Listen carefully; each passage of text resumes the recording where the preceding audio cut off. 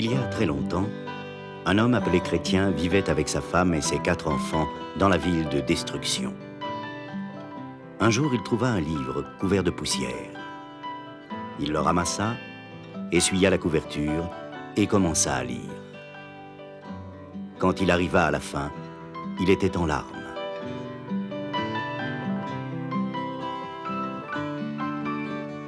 Ô Dieu, que dois-je faire pour sauver mon âme? Is it fate that you bear the weight, a burden on your back that you can't carry? Time to leave, a pilgrim's life to lead, to walk upon the way that leads to glory.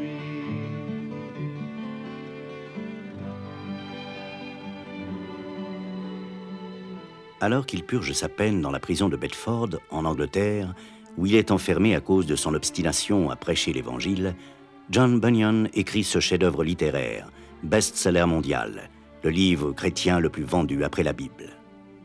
Dans cette allégorie, John Bunyan trace le portrait d'un homme fatigué, triste et lourdement chargé par le poids des péchés qu'il porte sur le dos. Ô ma chère femme, et mes chers enfants, à cause de ces péchés, cette ville de destruction va être détruite par le feu. Et nous serons perdus si nous ne trouvons pas un moyen d'y échapper. Mais d'où te vient cette idée aussi stupide? Sa religion lui est montée à la tête. Cet homme est fou!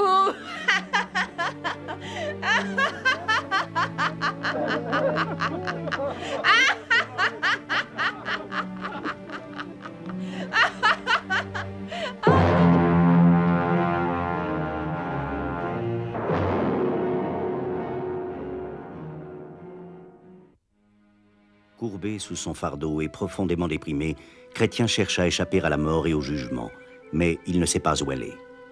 Un jour, un homme appelé évangéliste vient à son aide. Son rôle est de guider les gens vers la croix, puis vers la cité céleste. Le rouleau qu'il porte annonce la ruine toute proche. Fuyez la colère à venir. Bien qu'il soit difficile pour le pauvre homme lourdement chargé de voir très loin en avant, il peut apercevoir une lumière qui le remplit d'espoir. Fixe cette lumière des yeux et va droit sur elle. Tu verras une porte où lorsque tu frapperas, quelqu'un te dira ce que tu dois faire. Entre, car large est la porte, et large est le chemin qui mène à la destruction, et beaucoup l'ont choisi. Mais petite est la porte, et étroit le chemin qui mène à la vie. Rares sont ceux qui la trouvent. À peine a-t-il quitté Évangéliste que 2 poursuivants, obstinés et inconstants, le rattrapent. Reviens avec nous, tu entends? Jamais je ne reviendrai. Vous habitez dans la ville de destruction. Vous allez y mourir et descendre dans un endroit de flammes. Soyez sages, mes amis. Venez avec moi. Je cherche la joie qui ne disparaît pas, qui se trouve dans un endroit de délice et de sécurité. Il vous est facile de le lire dans mon livre. Arrête avec ton livre! Non, ne te moque pas de lui. Si ce qu'il dit est vrai, les choses qu'il cherche ont bien plus de valeur que les nôtres. Je pars avec lui. Est-ce que tu connais le chemin pour l'endroit dont tu parles? Un homme appelé du nom d'évangéliste m'a dit de faire mon possible pour atteindre une porte qui est en face de nous. Là-bas, on me dira comment trouver le chemin. Ce livre nous parle d'un monde qui n'a aucune frontière et d'une vie qui n'a pas de fin. Il n'y aura plus de soucis ni de tristesse. Les saints nous accueilleront avec amour parce qu'ils marchent sous le regard de Dieu. Eh bien, Chrétien, je suis content d'entendre ces choses. Viens, alors continuons.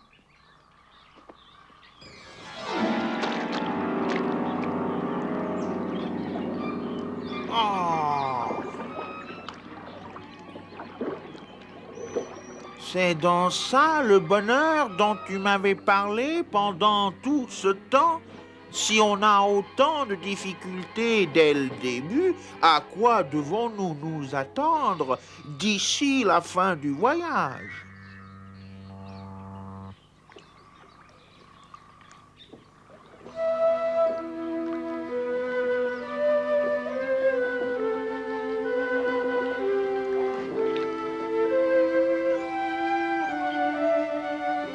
Pourquoi personne n'a-t-il réparé ce chemin afin d'éviter que ceux qui y passent ne tombent dans le marécage? Ce marécage est le genre d'endroit que personne ne peut réparer. C'est le lieu où rampent la saleté et l'horreur du péché. Voilà pourquoi les hommes l'appellent le marécage du désespoir. Lorsque l'homme pécheur prend conscience qu'il est perdu, le doute et la peur envahissent son âme. Et tous s'enfoncent et coulent à cet endroit. Pourtant, il y a de bonnes et solides marches au milieu du marécage. Parfois, c'est difficile de les voir, mais le sol est ferme dès que tu passes la porte.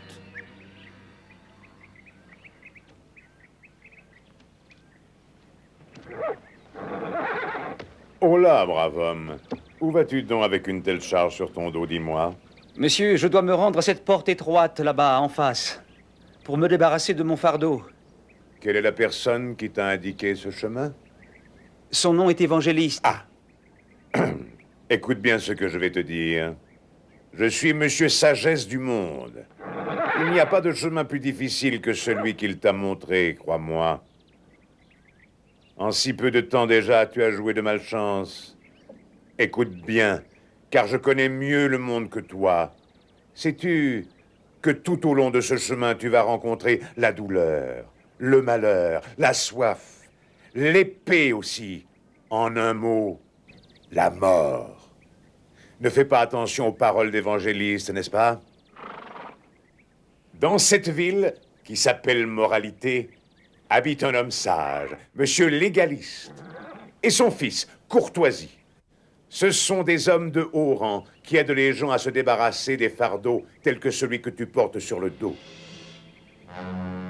Monsieur, comment arriver à la maison de cet homme bon? Longe cette colline et tu verras. C'est la première maison à ta droite. C'est facile. Va.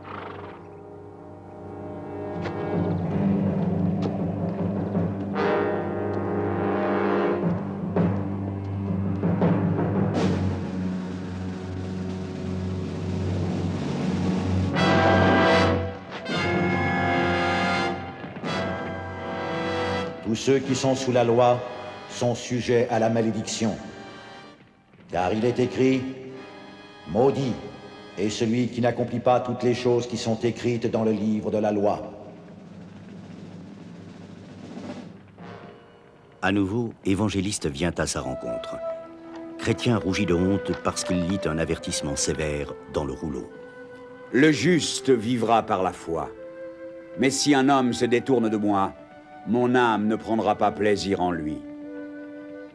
As-tu détourné tes pas du chemin de paix à tes dépens, et essaies-tu de rejeter le Dieu très haut? Je prie que tu sois attentif aux conseils que je te donne. Monsieur Sagesse du Monde et son ami, Monsieur Légaliste, sont de faux guides. Y a-t-il de l'espoir? Puis-je faire demi-tour et essayer d'atteindre la porte étroite? Mon péché peut-il être pardonné? Ton péché est grand. Pourtant, Monsieur Bonne Volonté, le portier te laissera entrer. Car il aime tous les hommes. Mais prends garde à ne t'éloigner ni à gauche ni à droite.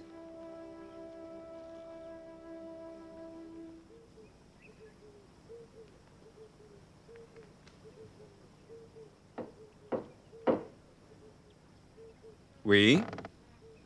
Je viens de la ville de destruction, le dos chargé d'un fardeau de péché. Mais je suis en chemin pour atteindre le mont Sion afin d'échapper à la colère à venir. Comme on m'a dit que mon chemin doit passer par cette porte, je voudrais savoir si tu peux me laisser entrer. Bien volontiers. Vite, dépêche-toi.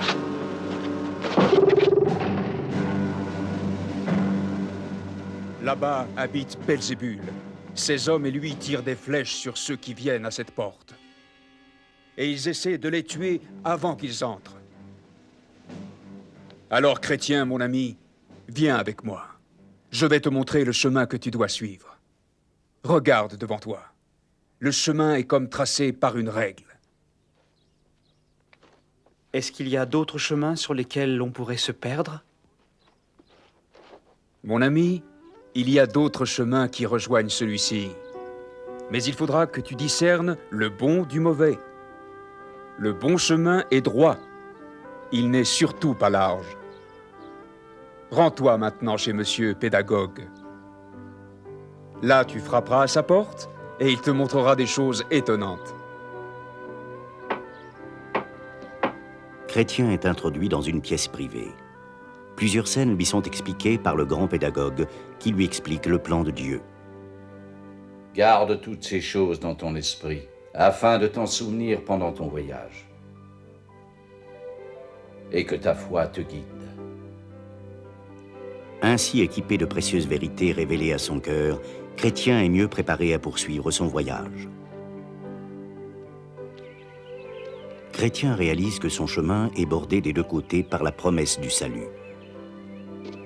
Il se met alors à courir, mais à grand-peine, à cause du fardeau qu'il porte sur son dos. Il court jusqu'à un endroit où le sol s'élève et où le Fils de Dieu est déjà venu avant lui pour porter le fardeau de ses péchés en mourant sur la croix.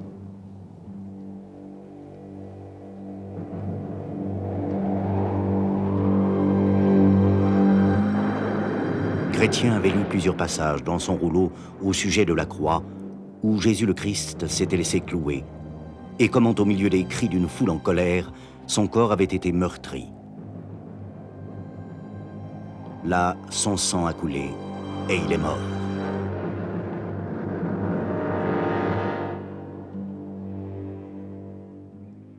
Mais maintenant, Chrétien comprend que ce sont ses péchés qui avaient cloué Christ sur la croix. Repentant, il confesse ses péchés à Dieu et demande son pardon.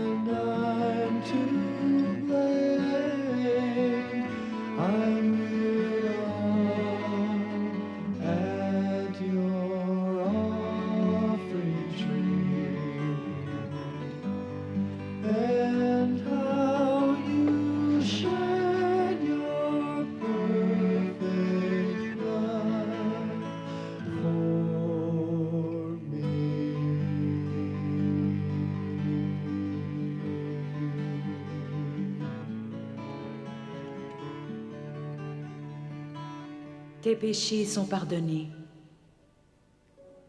C'est pourquoi, si quelqu'un est en Christ, il est une nouvelle créature. Les choses anciennes sont passées. Voici, toutes choses sont devenues nouvelles.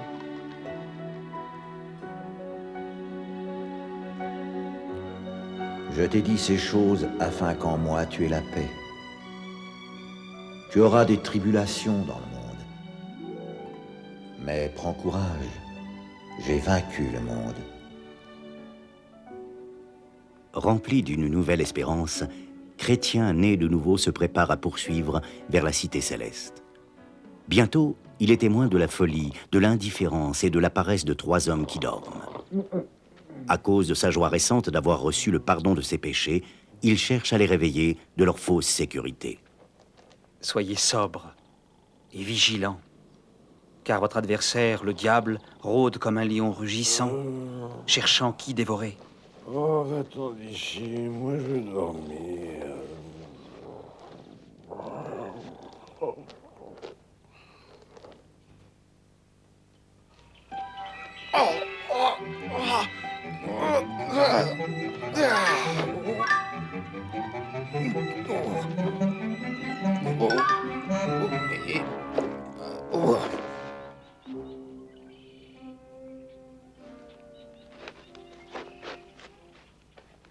Messieurs, d'où venez-vous?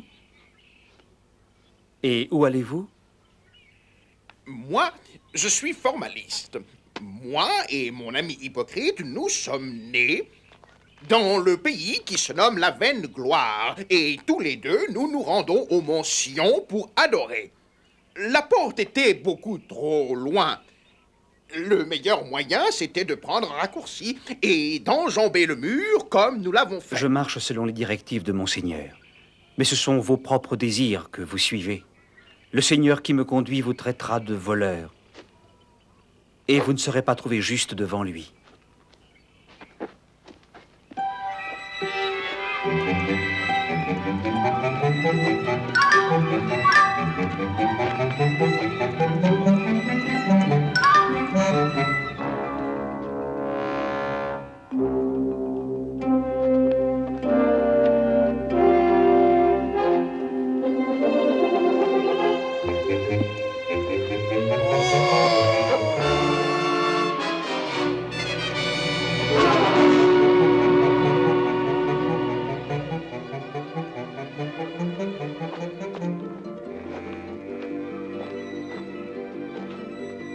Je suis perdu, je suis perdu.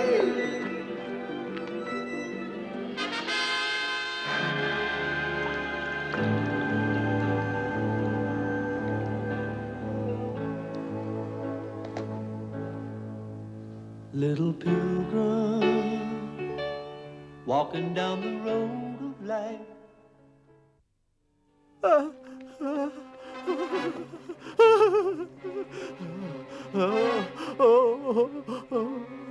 Deux bêtes sauvages sont couchées là-bas. On ne sait pas si elles dorment ou pas. Je voudrais savoir ce qu'il faut faire. On a cru qu'elles allaient bondir sur nous pour nous dévorer. Ah!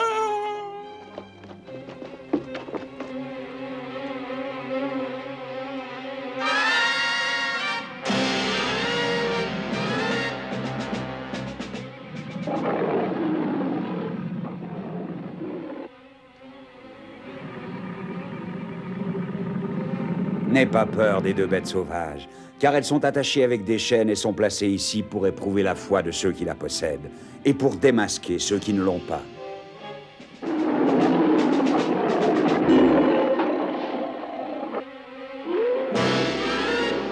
Pourquoi arrives-tu si tard? Le soleil est déjà couché. Hélas, je me suis endormi et j'ai perdu mon rouleau. Alors j'ai dû faire demi-tour. J'ai appelé une jeune fille dont le nom est Discrétion. Si elle aime ce que tu dis, elle te laissera entrer. Quel est ton nom? Je m'appelle Chrétien. Je désire passer la nuit ici, car je vois que cet endroit a été bâti par le Seigneur de la colline.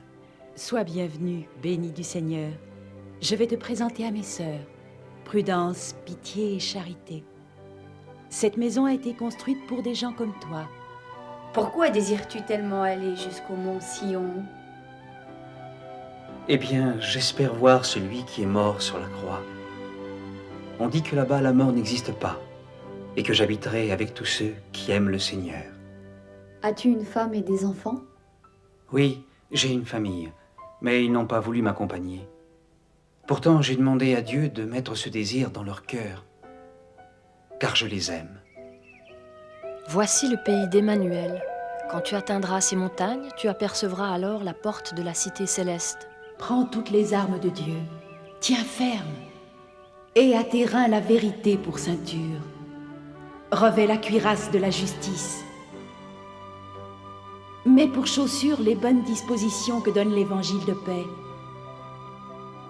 En plus de cela, prends le bouclier de la foi, le casque du salut et l'épée de l'Esprit, qui est la parole de Dieu. Prie en tout temps par l'Esprit, avec toutes sortes de prières et de supplications. Puisse ceci te protéger si tu rencontres un ennemi en chemin.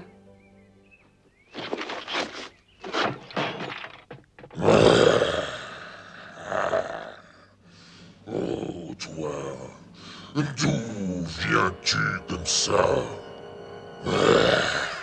Dis-moi, que fais-tu ici et où te rends-tu? Je viens de la ville de destruction. où règne le péché. Je suis en chemin pour Sion. Alors écoute-moi bien. Tu m'appartiens. Toutes les contrées que tu as traversées sont à moi. J'en suis le prince. Je suis lié par serment au roi des rois. Alors je ne peux pas revenir avec toi. Je ce roi et je hais ces lois. Je suis venu pour t'arrêter.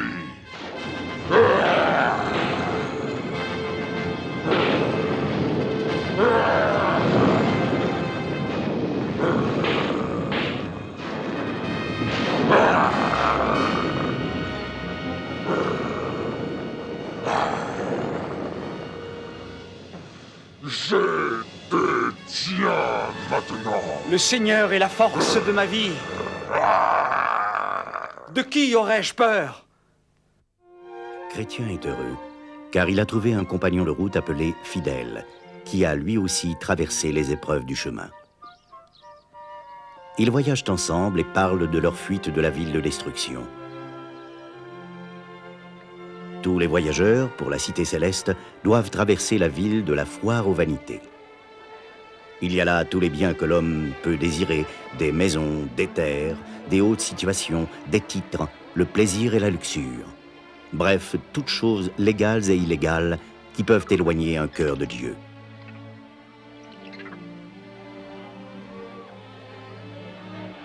Mais ces biens n'attirent pas les pèlerins, car ils vont vers la cité de leur Seigneur pour jouir avec lui de la splendeur de ce lieu. Que voulez-vous acheter? La vérité. Allons-y.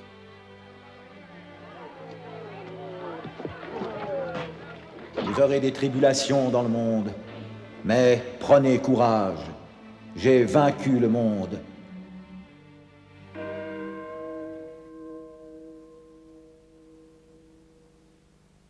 Monseigneur, cet homme qui se nomme Fidèle enseigne aux hommes ce qu'il appelle la foi. Il dit que ce que nous croyons est vain. Il se moque de notre grand prince Belzébul. Toutes les lois et modes de vie dans lesquels les hommes n'appliquent pas la parole de Dieu conduisent à la destruction. Les hommes devraient fuir le prince de cette ville et la colère à venir. Sachez que seule la foi au Fils de Dieu peut sauver l'homme. Vous voyez cet homme qui est la cause de tant de tumulte partout dans cette ville. Messieurs les jurés, pour une trahison comme celle-là, il n'y a qu'un châtiment. Cet homme mérite la mort.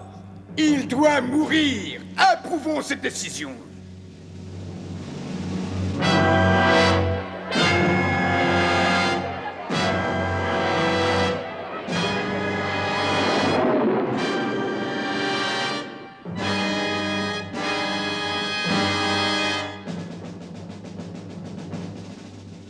Ainsi prend fin le pèlerinage de Fidèle, enlevé au ciel dans un char tiré par 2 chevaux. Quant à Chrétien, il continue la route. Il n'est pas seul, car grâce à leur témoignage, plein d'espoir se joint à Chrétien et devient son compagnon de voyage. Ensemble, ils trouvent repos et réconfort dans un endroit très agréable. Mais le chemin est difficile et rocailleux, et leurs pieds commencent à se fatiguer. Ils sont découragés. À gauche du sentier se trouve un champ appelé « champ du chemin plus facile ». Le chemin semble plus facile de l'autre côté. Mais s'il nous écartait de notre chemin? Ça m'étonnerait. Regarde, les 2 chemins vont dans la même direction. Ce chemin est facile, et bientôt, il rattrape un autre voyageur, Monsieur Vaine Confiance, qui le rassure que ce chemin mène bien à la cité céleste. Au bout de quelque temps, la nuit tombe. Ils perdent de vue Vaine Confiance, qui tombe soudain dans une grande crevasse obscure.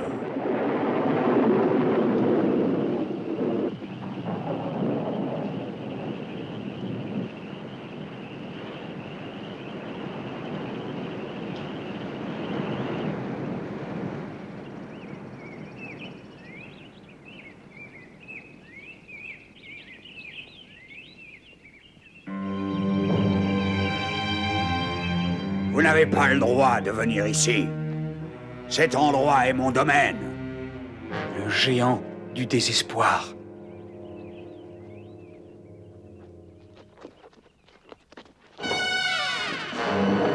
Maintenant, vous allez voir ce qui attend les intrus. Vous resterez dans mon château jusqu'à ce que vous pourrissiez.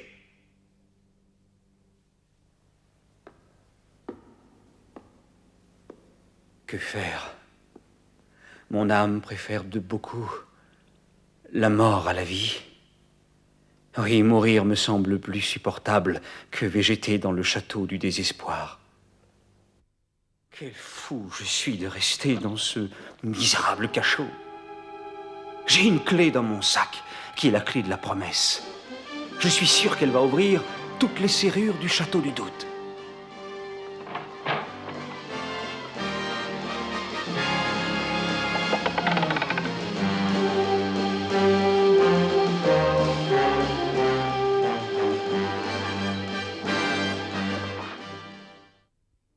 Reconnaissant pour leur délivrance du géant désespoir, chrétiens et pleins d'espoir vont tout droit devant eux jusqu'aux montagnes des délices. Ils sont encouragés par le chaleureux accueil des bergers, connaissances, expérience, attentifs et sincères.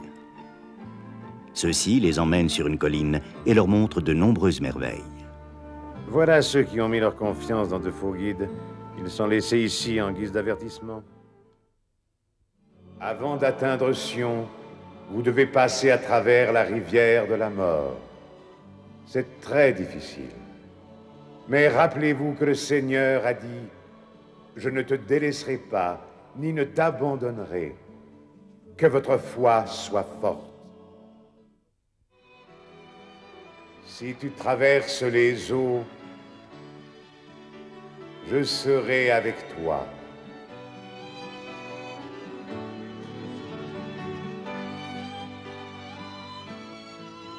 C'est sur cette vue que je me suis réveillé, et je l'ai regardée encore et encore. Et bien que leur pèlerinage à eux soit terminé, je suis toujours dans la plaine, et sur le chemin rocailleux. Je regarde et soupire dans ma prière. Ô Dieu, aide-moi à accomplir mon pèlerinage. Conduis-moi là-bas.